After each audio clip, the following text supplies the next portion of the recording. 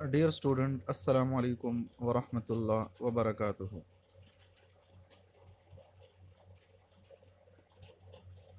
آج کے اس لیکچر میں ہم زکوٰۃ کی اہمیت، فرضیت اور مصارف کے بارے میں آپ سے بات کریں گے۔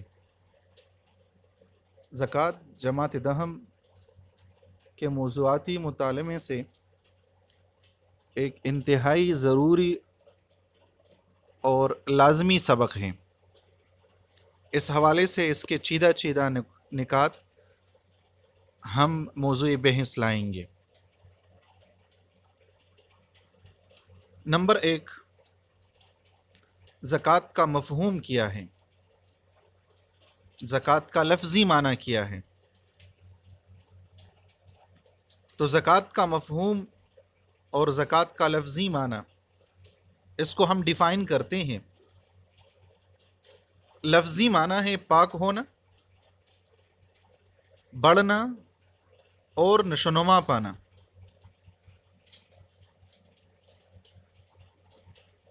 اسی طرح زکوٰۃ کے مفہوم میں یہ بات آتی ہے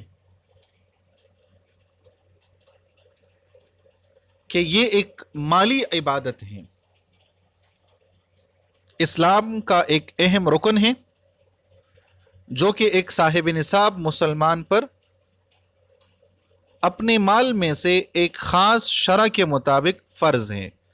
شرع کے مطابق وہ مقدار جس کے اوپر شریعت نے زکوٰۃ لازم کی ہو۔ اب وہ نصاب اور شرح زکوٰۃ کیا ہے؟ تو جس کے پاس 7.5 تولہ سونا یا اس کی قیمت، یا اسی طرح 52.5 تولہ چاندی یا اس کے برابر نقدی ہو، یا سامان تجارت ہو اور اس سامان تجارت کی قیمت یا تو 7.5 تولہ قیمت کی برابر ہو سکتی ہو، یا 52.5 تولہ چاندی کی جو قیمت بنتی ہے اس کے برابر ہو سکتی ہو، اور اس پر 1 سال گزر جائے تو اس کے اوپر زکوٰۃ فرض ہو جاتی ہیں۔ اب کتنی زکوٰۃ دینی فرض ہیں؟ تو 40واں حصہ یا 2.5%، مطلب 100 میں سے 2.5 روپے، اسی طرح 40 میں سے 1 روپے بطور زکوٰۃ دینا فرض ہے۔ اس کے ساتھ ساتھ زرعی پیداوار پر بھی زکوٰۃ فرض ہیں۔ جو زراعت اور کاشتکاری کا کام کرتے ہیں اس کے اوپر بھی زکوٰۃ فرض ہیں۔ اس کے اندر 2 چیزیں ڈسٹریبیوٹ ہو چکی ہیں۔ ایک وہ زمینی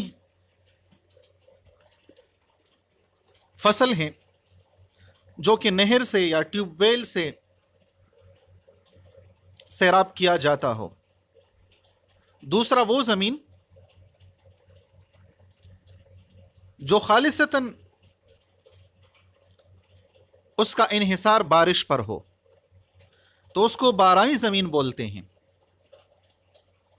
تو جو نہری زمینیں ہیں یا ٹیوب ویل جس کے اوپر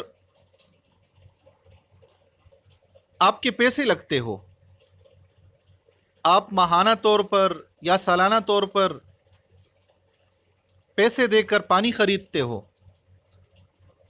تو اس کے فصل میں سے 20واں حصہ جو بھی فصل کا ہے، مطلب اگر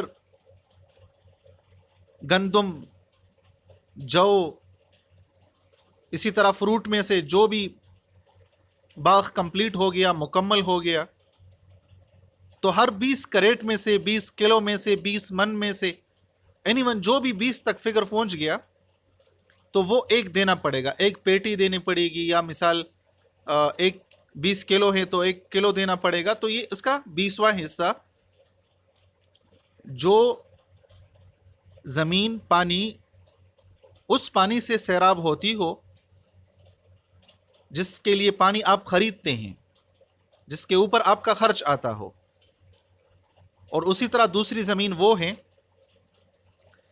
جس کے لیے آپ کا کچھ خرچ نہ ہوتا ہو، مطلب خالصتاً بارش کے اوپر اس کا انحصار ہو، تو اس میں سے 10واں حصہ آپ کو دینا پڑے گا، اور اس کو عشر بولتے ہیں بیٹا۔ جو فصل سے آپ زکوٰۃ دیتے ہیں اس کو عشر بولتے ہیں، اور اس کے لیے سال کا گزرنا بھی شرط نہیں ہے۔ جب بھی فصل تیار ہو جائے، مثال سال کے اندر 2 فصل تیار ہوتے ہیں تو 2 دفعہ آپ عشر دیں گے۔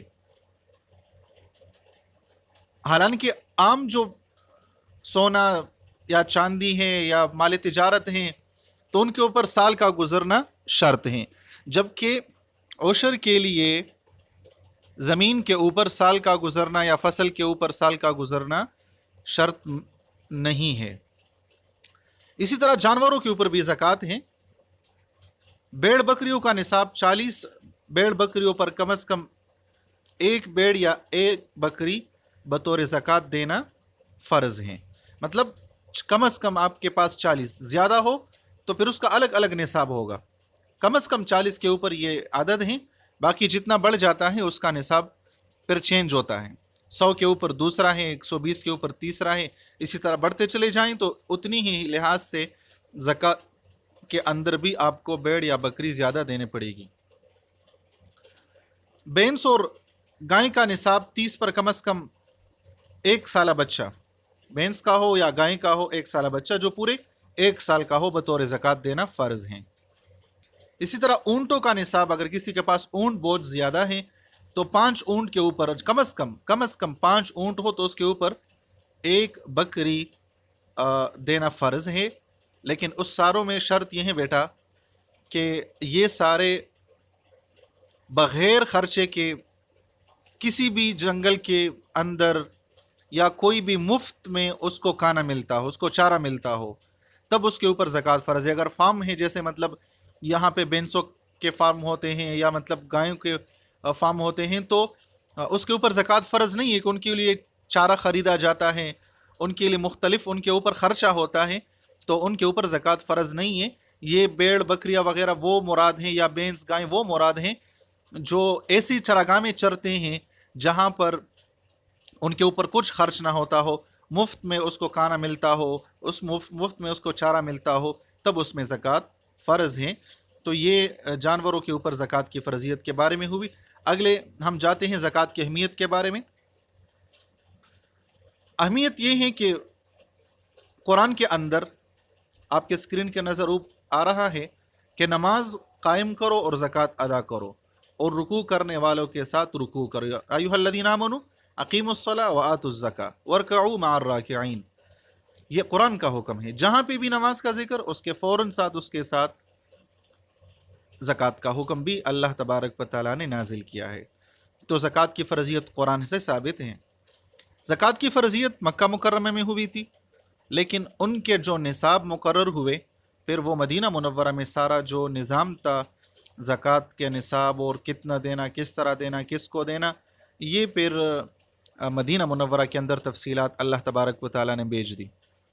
زکوٰۃ کی اہمیت کے بارے میں، اہمیت کتنی ہے تو خلیفہ اول حضرت ابوبکر صدیق رضی اللہ عنہ کے دور میں کچھ لوگوں نے زکوٰۃ دینے سے انکار کیا، اور ریزن یہ پیش کیا کہ جب آپ صلی اللہ علیہ وسلم دنیا میں نہ رہیں تو آپ زکوٰۃ ہم نہیں دیں گے۔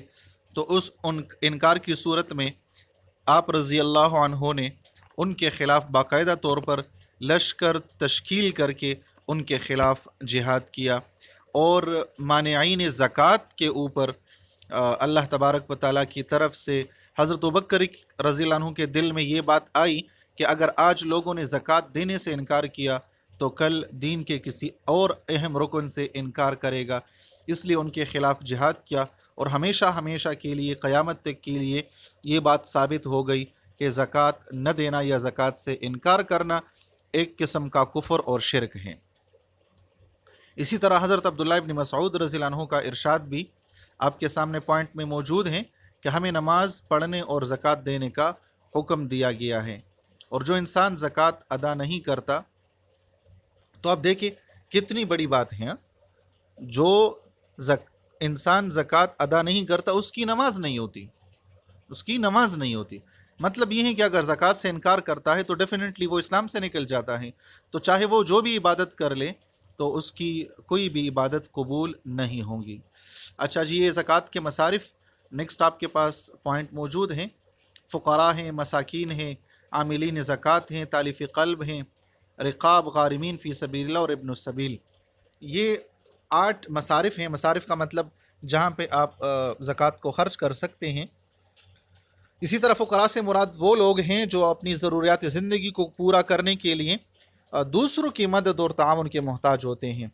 مساکین سے مراد وہ شریف النفس لوگ ہوتے ہیں جو بہت تنگ دستی میں زندگی گزارتے ہیں لیکن شرم اور خودداری کی وجہ سے کسی سے سوال نہیں کرتے، ان کو بھی زکوٰۃ دے سکتے ہیں۔ عاملین زکوٰۃ سے مراد وہ لوگ ہیں جو زکوٰۃ کے محکمے میں کام کرتے ہیں، یعنی کہ زکوٰۃ جمع کرنے والے سرکاری ملازمین، ان کو بھی آپ زکوٰۃ دے سکتے ہیں۔ اسی طرح 4 نمبر پر تالیف قلب ہیں۔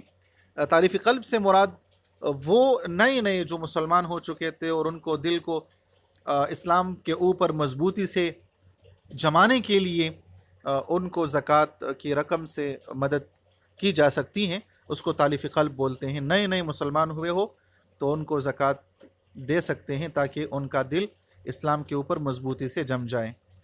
اسی طرح رقاب ہیں۔ رقاب سے مراد وہ غلام لوگ ہیں جو غلام کی زندگی گزارتے ہیں اور اپنے مالکوں کو رقم دے کر آزاد ہونا چاہتے ہو تو آپ ان کو زکوٰۃ دے کر ان کو آزاد کروا سکتے ہیں، اس کو رقاب بولتے ہیں۔ غارمین سے مراد وہ قرض دار لوگ ہیں جو قرض ادا نہیں کر سکتے، ان کو بھی زکوٰۃ دی جا سکتی ہیں۔ فی سبیل اللہ سے مراد وہ ہیں جو اللہ کی راہ میں جہاد، تبلیغ یا اور دین کی احیاء کے لیے جس راستے میں بھی نکل چکے ہو ان کے ساتھ بھی آپ زکوٰۃ کے طور پر مدد کر سکتے ہیں۔ ابن السبیل سے مراد وہ لوگ ہیں جو حالت سفر میں ہو، خواہ وہ مالدار کیوں نہ ہو لیکن ان سے مال ختم ہو گیا ہو یا وہ مفلس ہو گئے ہو تو ان کو بھی زکوٰۃ دے سکتے ہیں۔ لاسٹ جو آپ کے پاس ہیڈنگ موجود ہے، زکوٰۃ ادا نہ کرنے والوں کو وعید۔ تو بیٹا دیکھیں، جو لوگ سونا اور چاندی سین کر جمع کر رکھتے ہیں اور اسے اللہ کی راہ میں خرچ نہیں کرتے تو اللہ کو آپ کی مال کی ضرورت نہیں ہوتی، تو اللہ کیا کرے گا؟ تو اللہ ان کو دردناک عذاب دے گا، اور پھر جیسا کہ آپ کے اسکرین کے اوپر موجود ہے، قیامت کے دن اسی سونے اور چاندی کو جہنم کی آگ میں تپایا جائے گا اور پھر ان کے ساتھ ان کے چہر اور ان کے پہلو اور ان کی پشتیں داغی جائیں گی، اور یہ ان کو کہا جائے گا کہ یہ وہ خزانہ ہیں جو تم اپنے لیے جمع کر کے لائے ہو، اب اس کا مزہ چکو جو تم جمع کرتے رہے تھے۔ سورہ توبہ کی آیت نمبر 34 اور 35 میں یہ وضاحت موجود ہیں۔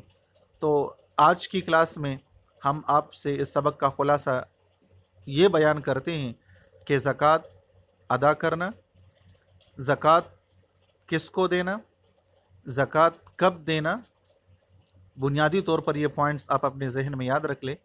اللہ تبارک و تعالی ہمیں ان باتوں پہ عمل کرنے کی توفیق عطا فرمائیں۔ السلام علیکم ورحمۃ اللہ وبرکاتہ۔